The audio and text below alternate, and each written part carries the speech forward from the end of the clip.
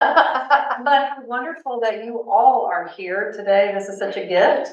And for those of you who've been before, you know about Evie's teaching style and how engaging it is. And for those who haven't been before, I am really glad to be able to welcome you this morning. This is going to be a gift. So we started last week studying the stories of Epiphany from Luke, and this week we're going to be talking about Matthew. So I'm going to introduce Evie and invite Evie to pray for us as we begin our time together today. Okay, thanks.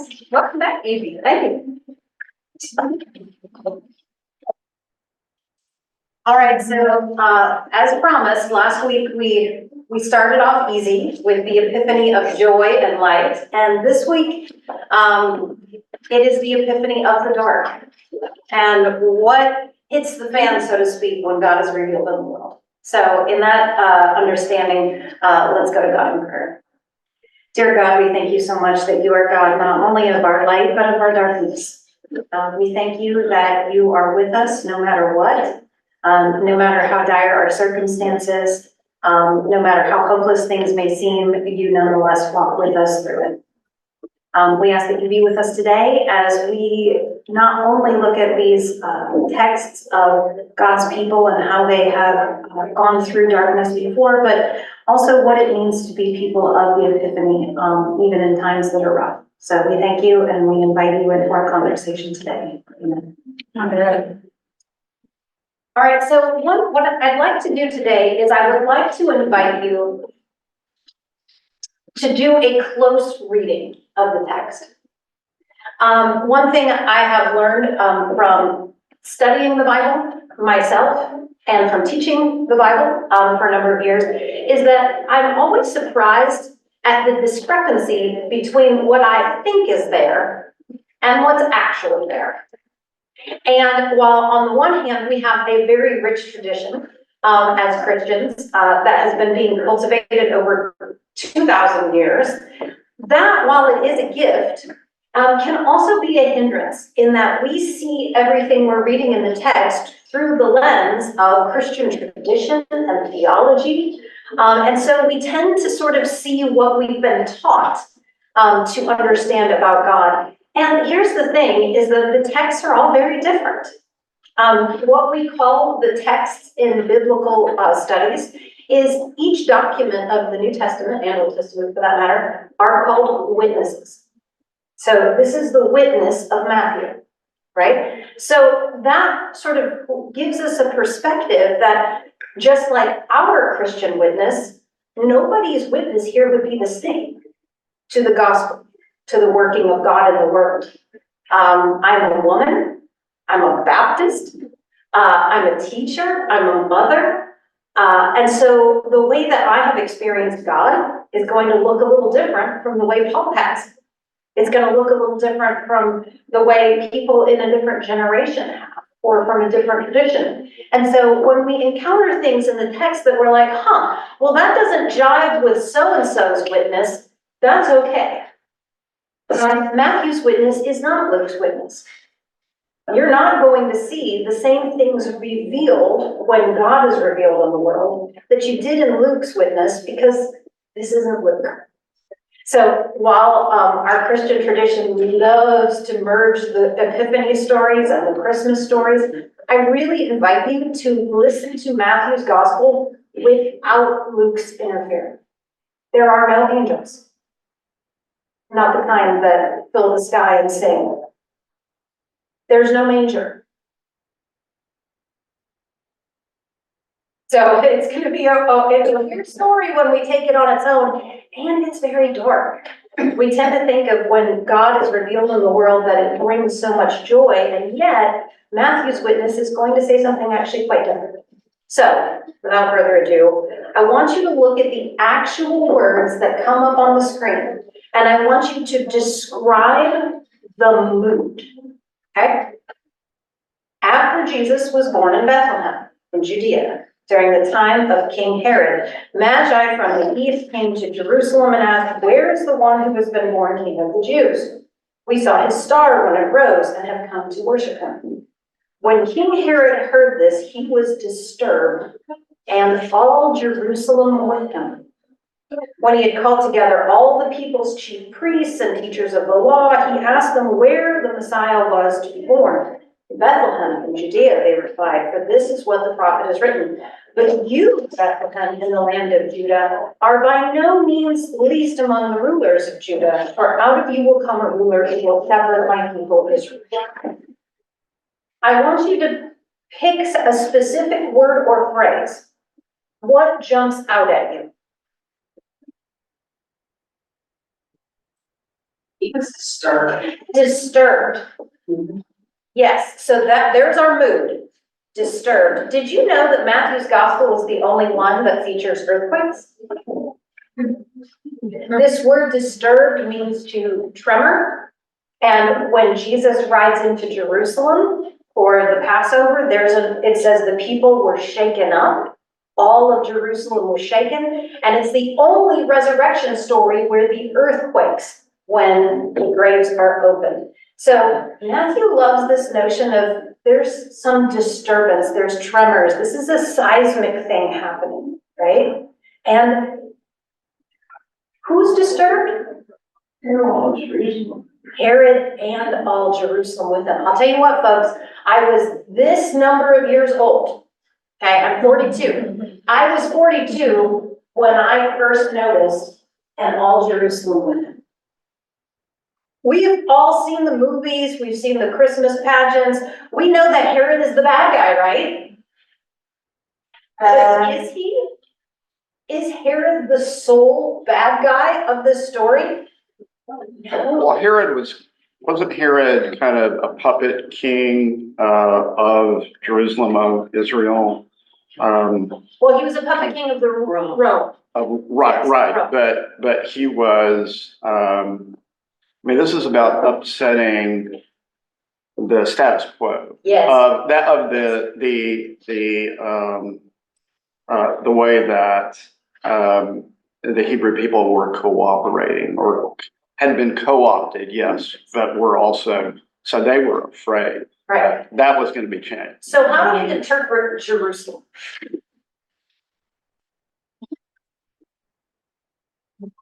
It is. Think about it this way. What if I told you, okay, so this just came out of Washington. Do I mean the literal geography?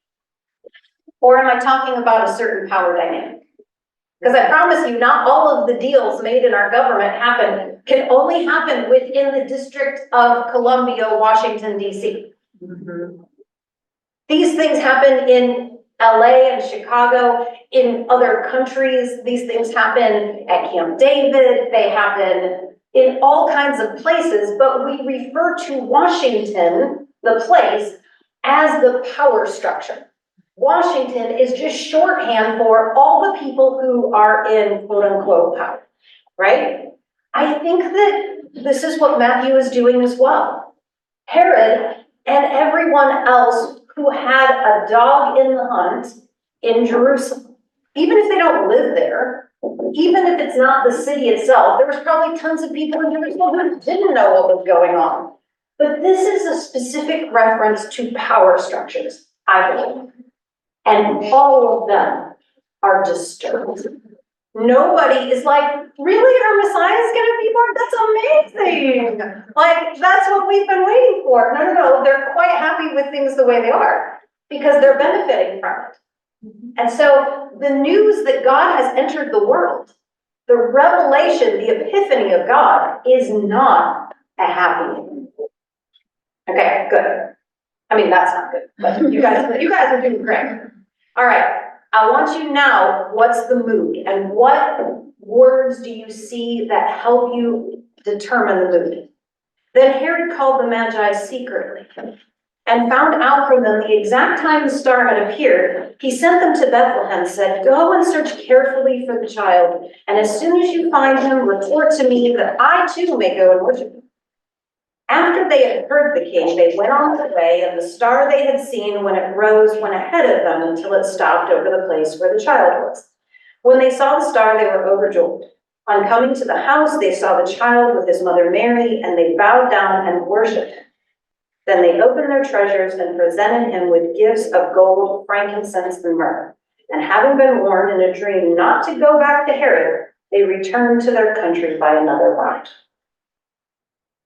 What words or phrases give you the mood? Warned in a dream. Notice how everybody is warned in dreams while they're sleeping, and you sleep when? At night. This is again, the epiphany of the dark. Everything is happening in the dark.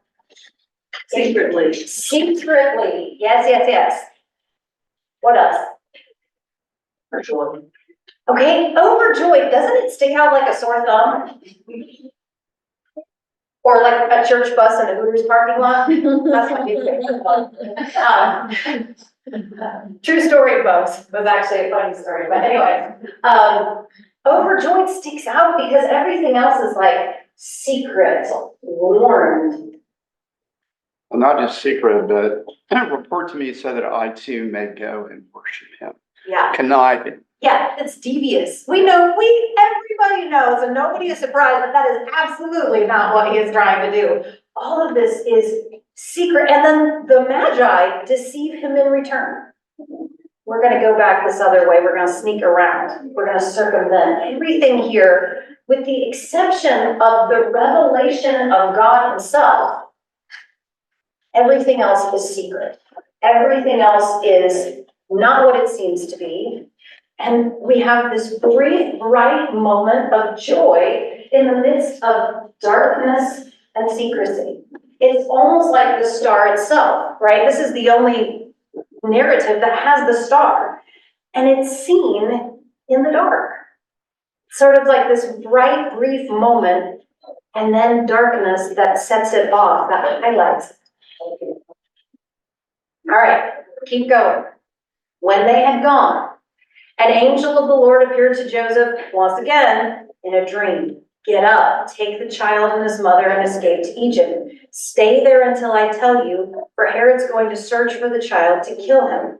So he got up, took the child and his mother during the night and left for Egypt, where he stayed until the death of Herod. And so it was fulfilled what the Lord had said through the prophet, out of Egypt I called my son. All right, what words give you the mood? Dream. Yeah, once again, it's nighttime. During the night when they left. During the night. If you've ever had to get out of town in the middle of the night, I'm sure no one in this crowd has been in that position, but what? Escape. Escape. There's a desperation here. Anything else? Kill, obviously. Kill. Okay, and it's not just him, but wait until Herod in turn dies. There is an atmosphere of death that is permeating this Epiphany story. Right? He's gonna kill the child. You need to wait for this guy to die, and then it doesn't get any better. Well, and all of that has to happen so that it can be fulfilled. Right. It's like not only did he have to be born in Bethlehem because they were forced to register in their hometown, which I know is not this one, but it's like all of these these bad guys, are making it be fulfilled. I think that that's definitely what Matthew wants us to understand, is that they don't realize that this is all part of some greater divine plan, and that their plans are going to be thwarted in some sense. I absolutely think that that is what Matthew's goal is. He wants you to see, yes, Herod has this intention and does not realize that this plan for God to be revealed in the world is bigger than him, and it's completely out of his hands. And if anything happens to align with it, it's actually mere coincidence, not any actual planning on his part. God doesn't bend to Herod. Rather, Herod just stupidly does not realize that he's part of this greater plan. Now, the way he understands the plan is very different from Luke's. In Luke's gospel, after they're done presenting Jesus in Jerusalem, which they don't do here because Jerusalem's a dangerous place here, they just go back to Nazareth, where he grows up, right? Matthew has A device here that is very different, and this story is not part of Luke's gospel. When Herod realized he had been deceived by the Magi, he was furious and gave orders to kill all the boys in Bethlehem and its vicinity who were 2 years old and under, in accordance with the time he had learned from the Magi. Then what was said through the prophet Jeremiah was fulfilled. A voice is heard in Ramah, weeping and mourning, Rachel weeping for her children and refusing to be comforted because they are no more. All right, what's the mood here? Certainly death again. Yeah, death Yeah, and yeah, her grief. Yeah. What else? Fulfillment. Is that the mood? Mood is everybody's mourning. It's getting darker. It is getting darker. It is definitely getting darker. Herod is getting more desperate. Yeah, and there's more to that. He realized he's been deceived. So there is this, the odd thing is, there's this realization. This is Herod's epiphany. Herod realizes a few things. Number one, this really special person has entered the world. Number two, this really special person can displace whatever Herod and Jerusalem have going. And number three, people in other power structures are acknowledging it and circumventing him and his power structures. This is Herod's epiphany. And it's correct. Herod's not wrong. God has come into the world, and it's not good news for Herod. And now it's sort of not good news for a lot of other people too. All right, now here's what we have to ask ourselves. Why is this a part of the story? I'm gonna tell you something, and you have to not accuse me of being a super bad Baptist. We have no historical evidence that this ever happened. None. None. And that, once again, Luke doesn't have it. Luke, this is not even a thing. So why is this here? It's a reference to Passover. Say more about that.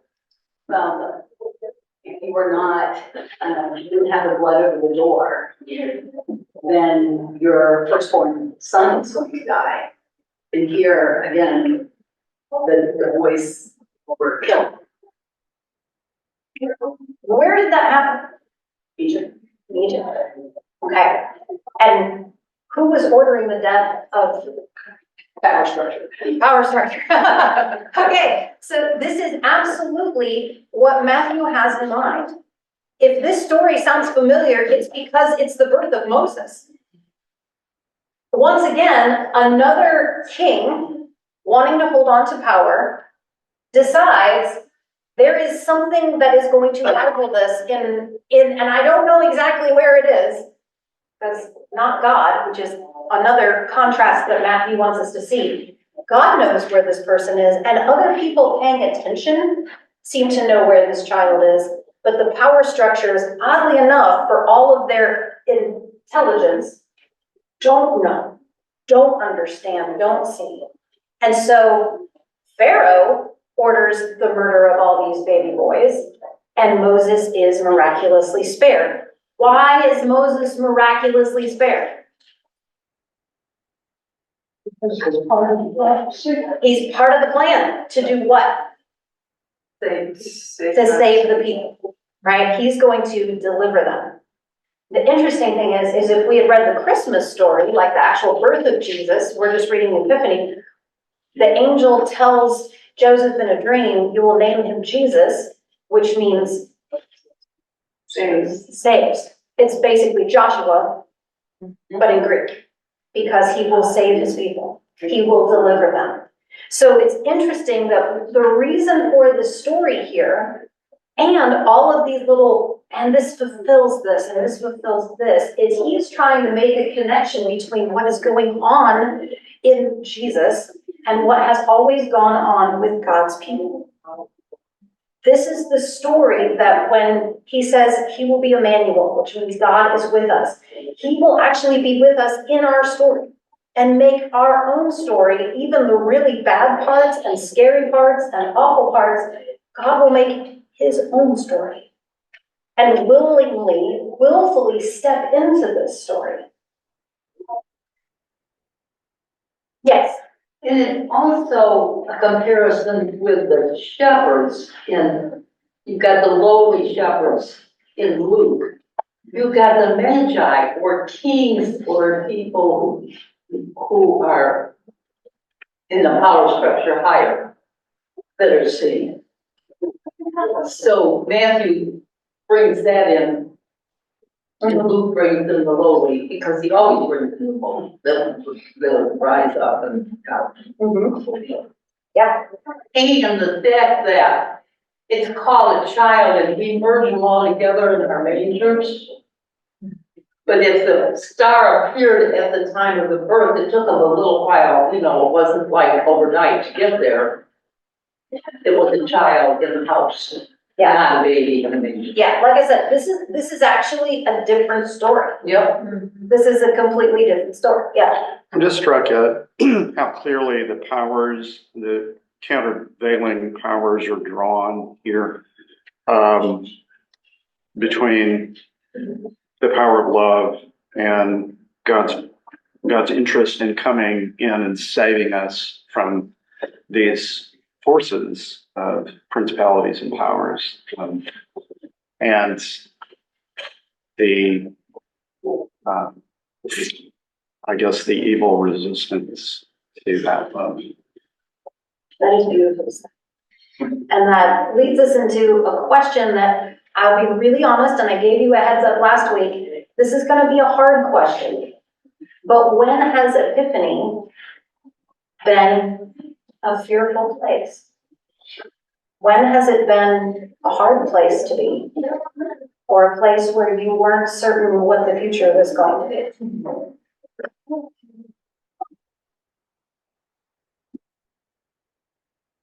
Before anything. Say more about it. Say more about it. The power structure here was just abandoned. Benno and Sharon left. Yeah. You what? When Benno and Sharon left with Shockwave. Our He didn't know. Our clergies Okay. left all evidence. We fired at the same day. They were retired. Okay. And was there an atmosphere of fear? Yes. Yeah.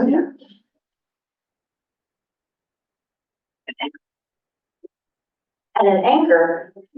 Oh, anger. Okay. Yes. Why is it important to talk about this? To heal from it.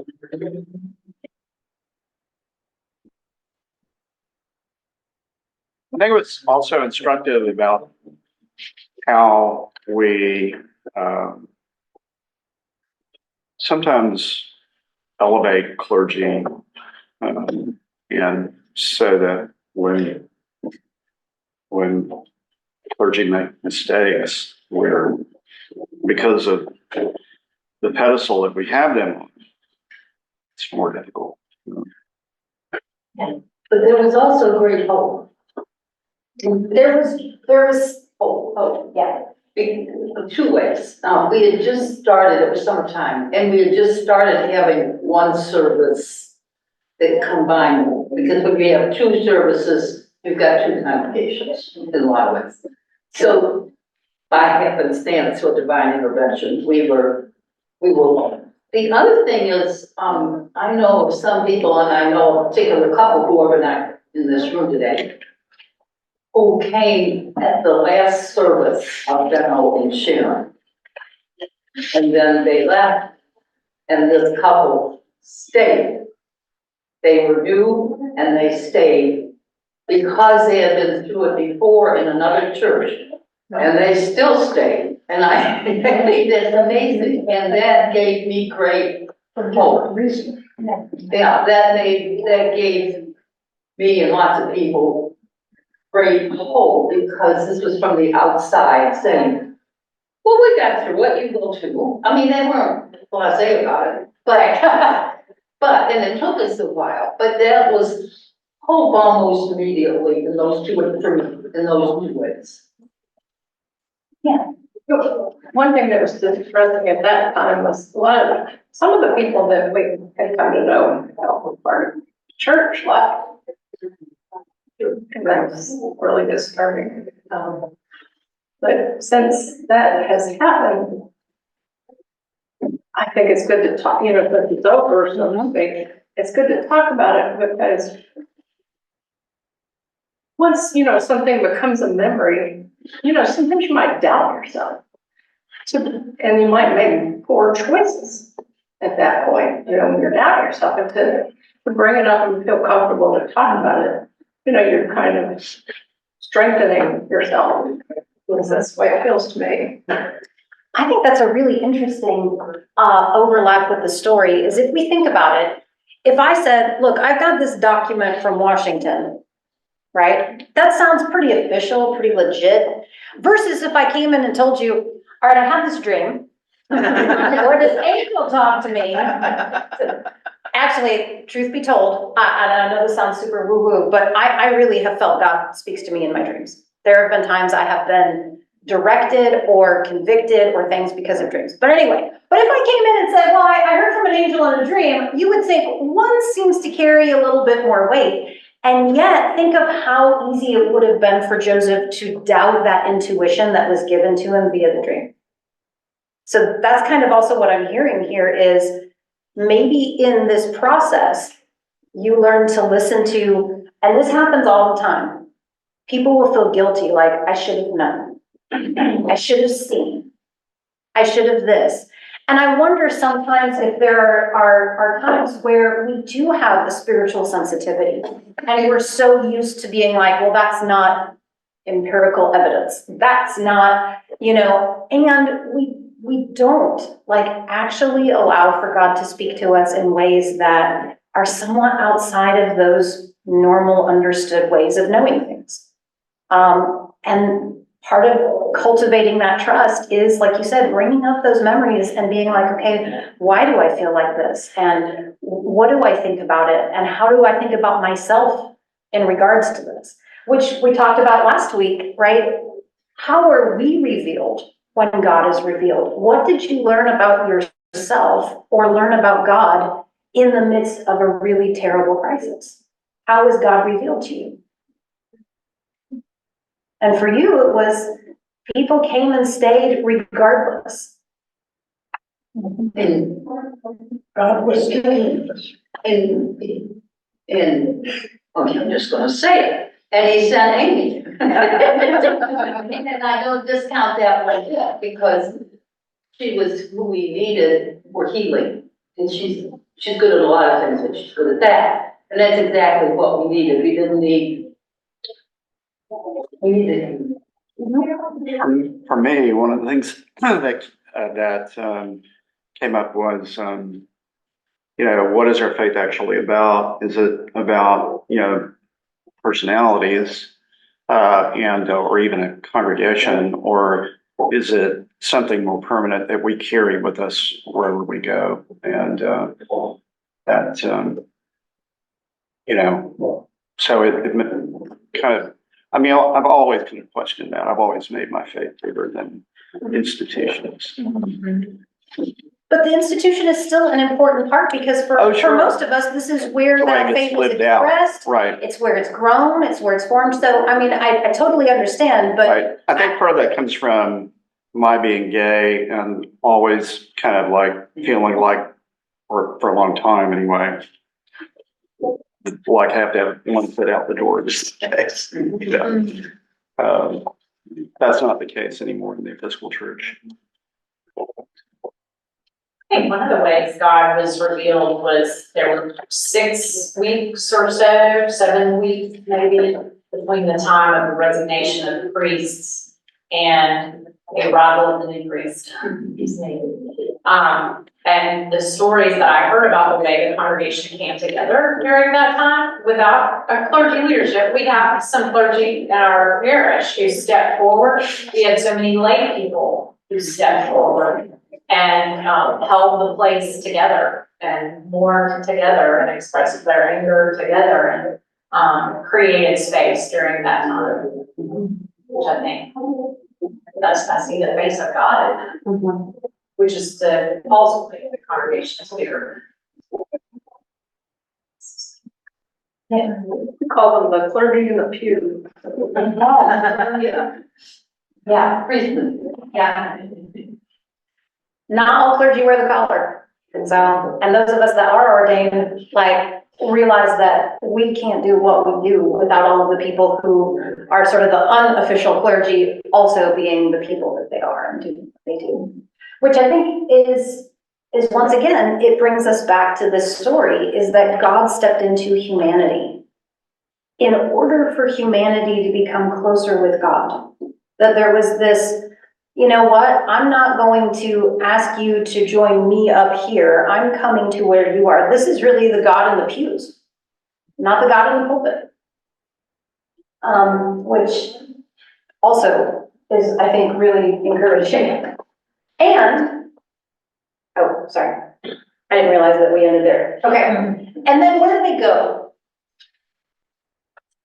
Egypt. Egypt. Is that not weird? Like, think about it. What is Egypt in the biblical story? In Moses' story? Yeah. That's enslavement. It's a story. Egypt was an enemy. It was foreign. Oddly enough, so were the Magi. So you've got foreigners that come and are the only ones who recognize what in the world is going on, quite literally. And then the Holy Family goes to a place of prior enslavement and finds rest there, finds safety. Yeah. But isn't it also a place of safety, like where Joseph's brothers Yes. flee famine Yes.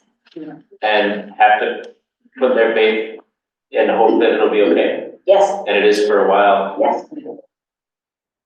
That you basically just are batting 1,000. Okay, seriously now.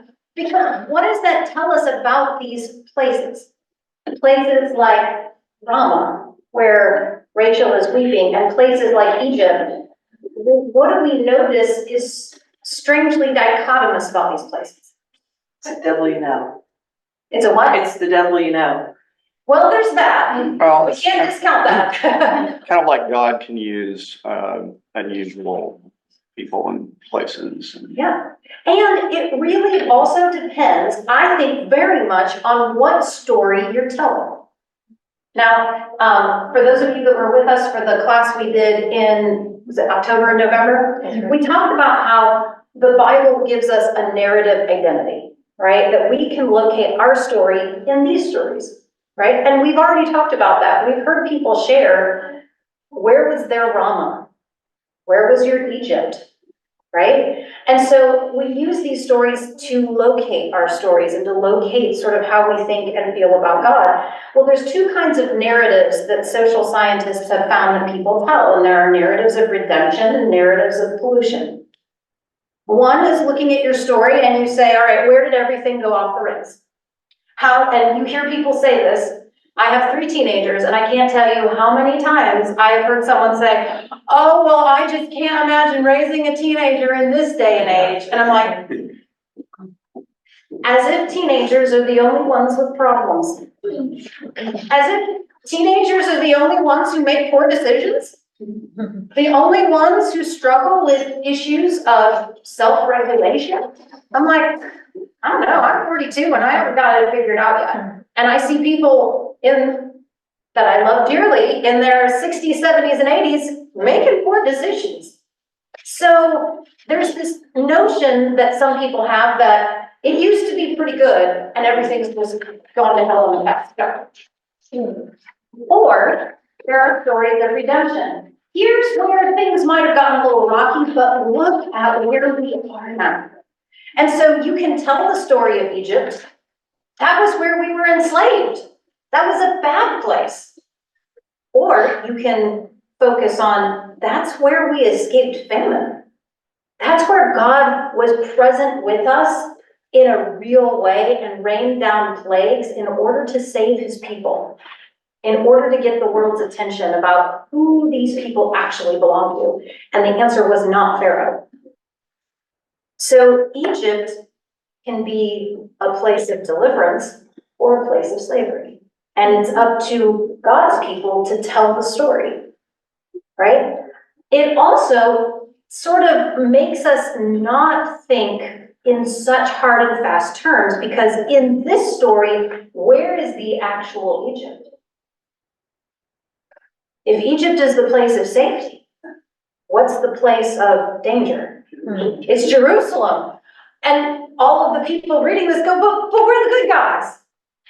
Well, maybe not in this story. And then that asks us to question ourselves, which side do we align with? Where do we see ourselves? If we were going to be really honest about it, do we live in the place of safety that welcomes the refugee, the traveler, that welcomes the people who've been displaced?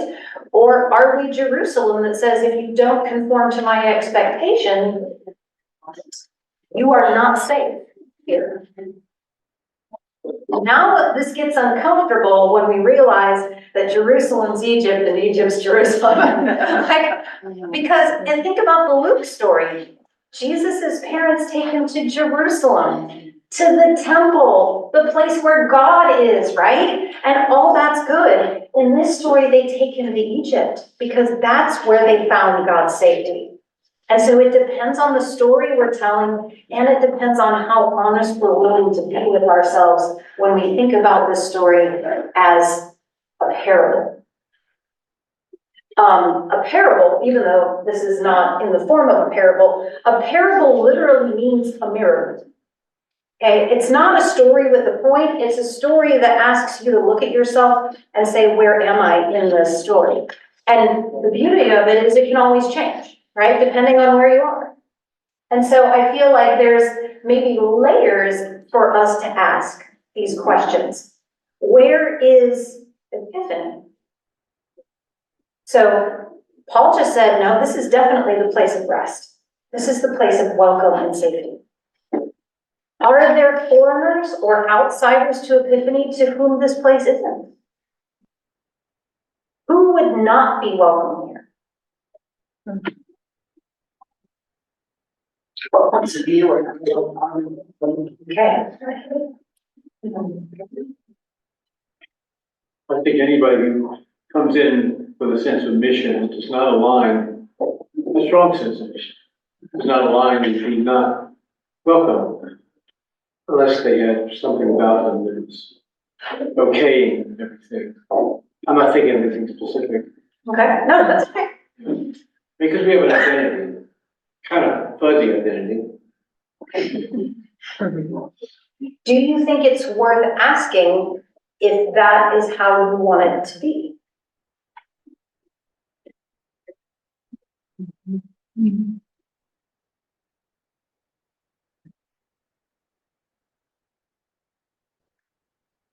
I don't know the answer to this. I'm asking for a friend.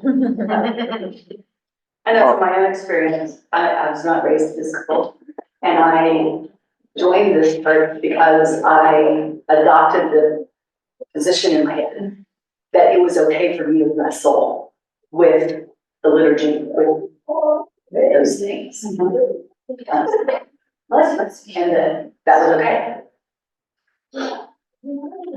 Yeah, it's kind of a paradox because we feel very strongly about that it's okay to have a wide range of, let's say, theological opinions. Or if someone comes in and says that that's not okay, yeah, they're there because, I mean, yeah, the problem is enters into it when we betray our own values and don't accept those people and treat them with respect and, demonize them or, but I don't think we're asked to kind of give up who we are. Right. So what I hear is like, if someone came in with just a really different opinion, that's fine. It's people who don't want to recognize it as an opinion and want everyone else to change. Got it. I haven't been, somebody walked in with a red hat that says, "Make America Great." I kind of, welcome, yeah. Yeah. Like, That would be a great challenge. That would be Yes. a struggle for me. What, someone wearing a hat in church? Someone wearing a hat in church? a funny story about that is a friend of mine, also Baptist minister, and he grew up in Houston, Texas. Okay, so that tells you a lot. But he said that one year, he and a friend of his, they were like the children's ministers, they were gonna dress up in costume because it was the vacation Bible school theme was kind of an Indiana Jones type thing. And so his friend was dressed in a full lion like suit, like just dressed as a lion, and he was dressed kind of like Indiana Jones. He had the hat and the jacket and the whip, you know, and they were gonna go in and go and invite kids to Sunday school, and this guy, who was one of the ushers, would not let him in. He's like, "Son, you're gonna have to take that hat off." And he's like, "She's dressed as a lion. I'm clearly in costume. Like, this is not how I show up on a daily basis." And this guy had it in his mind, this is not how we do it. This is not how we do it. And the question then that my friend had to ask him is, what is it that you're trying to do? If you're trying to preserve your own comfort in the way you see church being performed on Sunday mornings, then you're right, this isn't how we do it.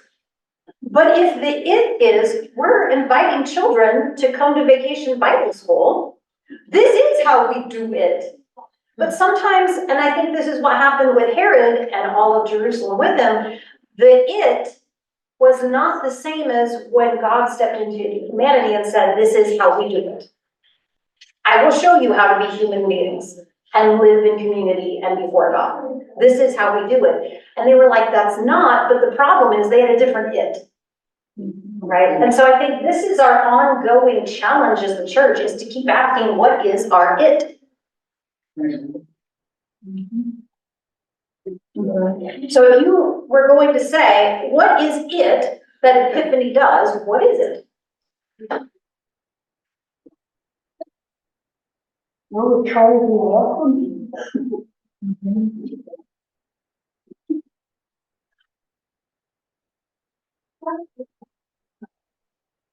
Think deeply. Think deeply.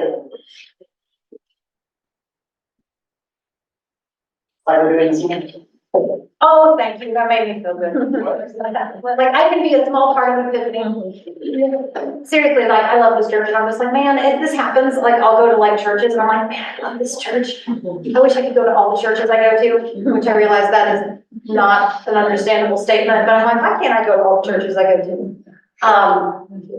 Well, if we don't like something, we don't come. But apparently only a handful of us like coming to summer school early in the morning.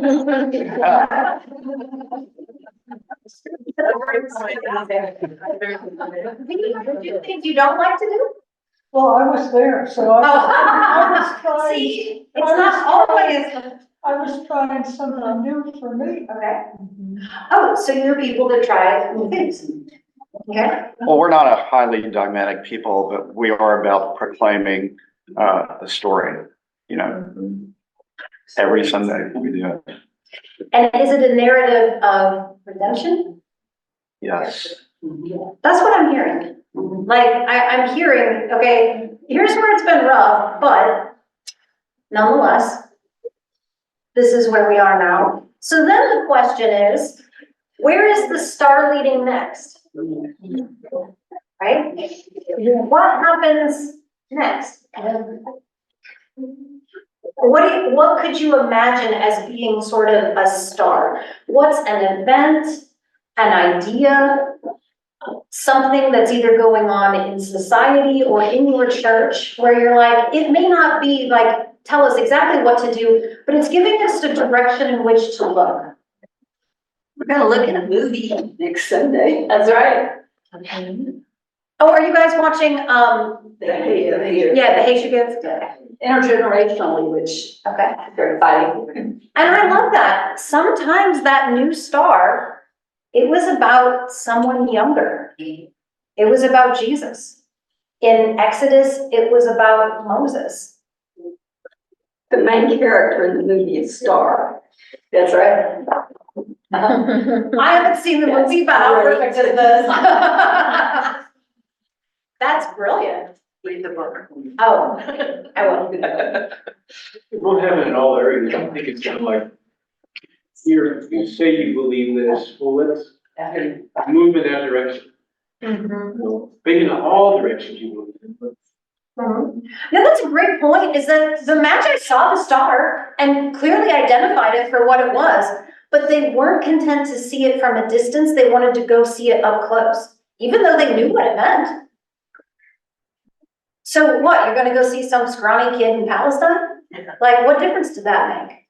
But it did make a difference to them. Going and getting up close to the thing that they point at and say, this is an important thing, how do we get closer? And it was costly, both in time and money and obviously, kind of daring. So there's that, that's a great point. Yeah, you were gonna say something. Oh, we have a program here called Community of Hope. And we're having a second program of people coming into Community of Hope, which is supposed to extend pastoral care to members of the church and in the church and outside the church.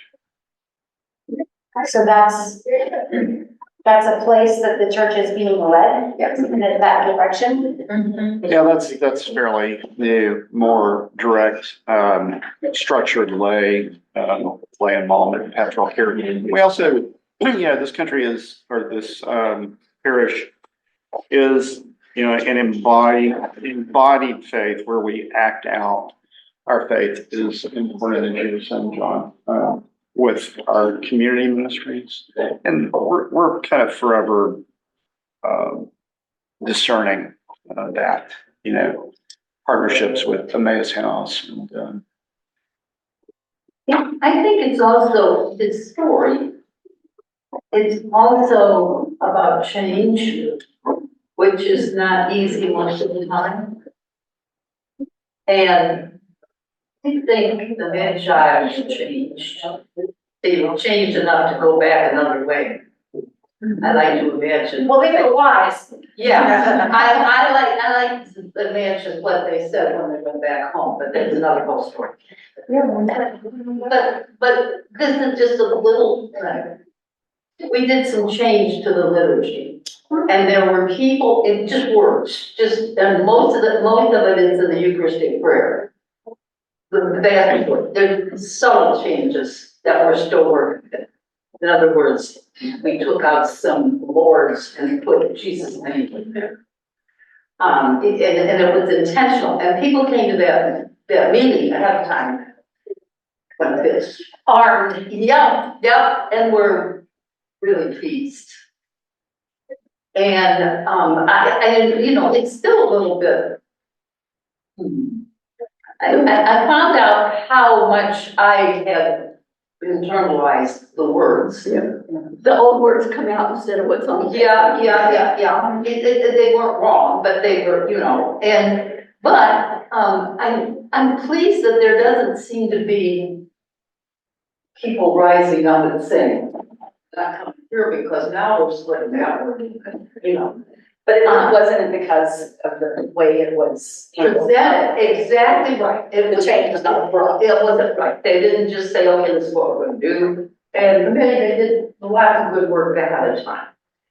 Which made the change less agonizing, I guess, because we get used to doing it in the same way.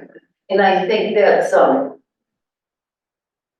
think that can be a problem. We can get into rote where you don't hear the words because you said them, So I like that we changed the Eucharistic prayer, the seasons and that kind of thing.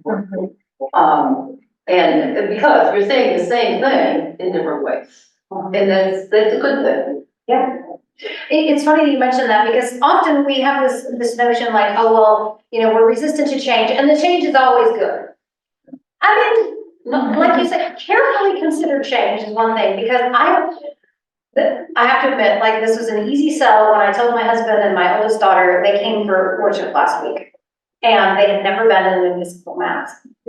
And I was like, oh, I love Episcopal Mass. I think it's so beautiful. I really enjoy it. I can't wait for you guys to experience it. And my husband on the way home said, oh, it's nice that you can take Mass with Protestants. And I'm like, what do you mean by that? He goes, they say the Lord's Prayer right. He said, because whenever time we have a Catholic Mass, they just cut off the Lord's Prayer. And he was just like, I just can't do that. And I was like, is it because you're so used to this one way? And he said, no, think about it. What do we lose? When we don't say, thine is the kingdom and the power and the glory forever. He was like, sometimes if we don't say that, he said, I almost feel like we've asked God for God's kingdom to come, but then we don't acknowledge how it's already here.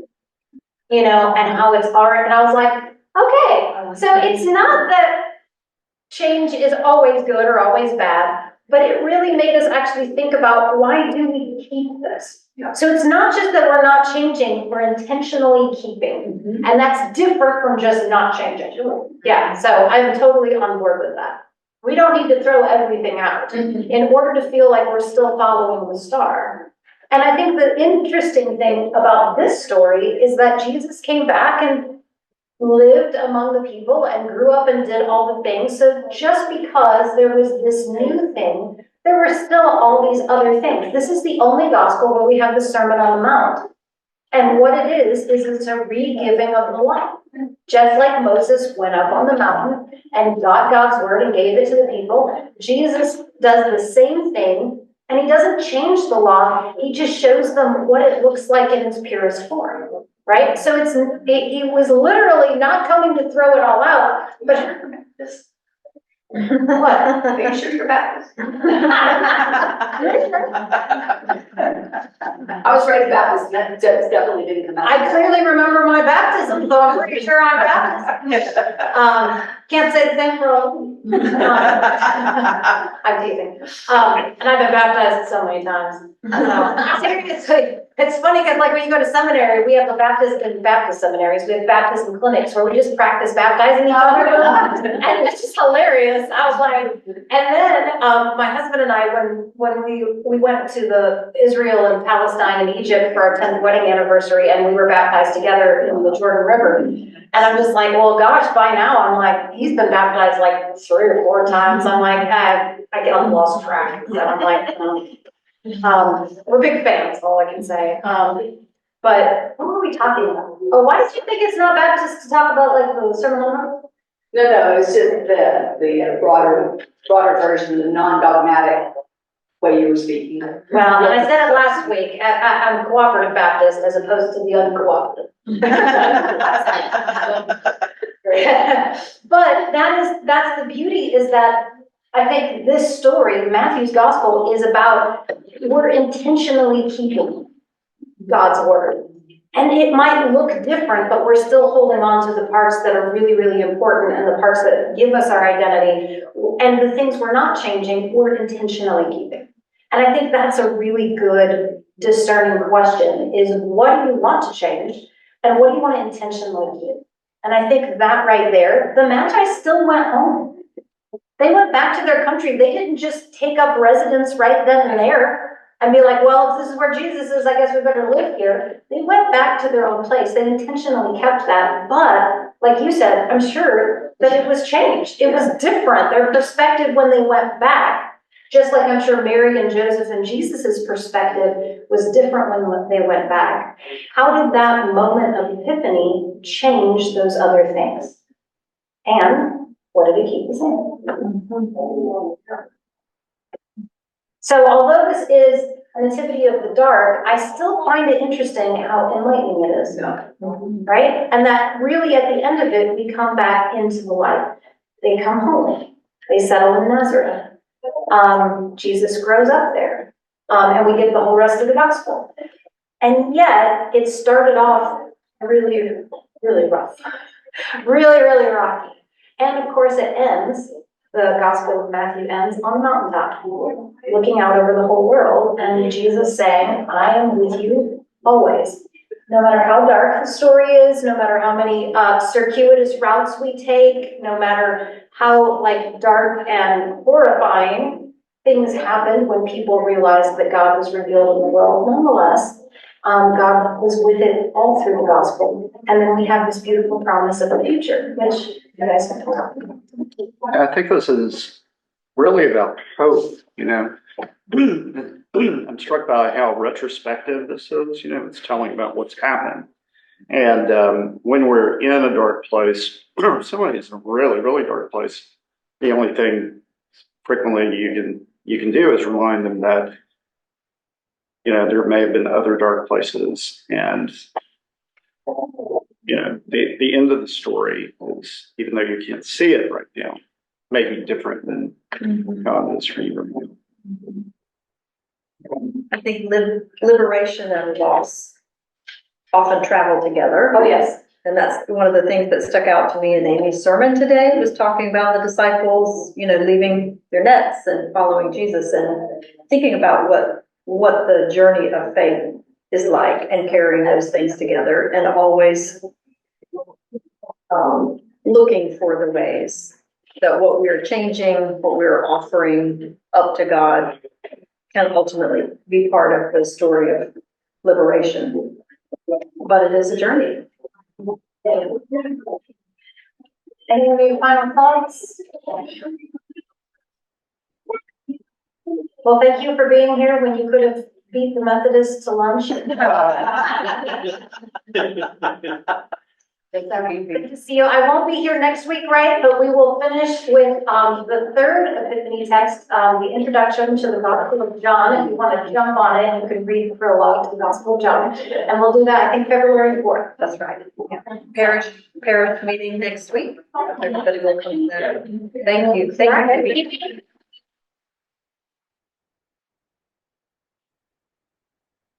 Thank you.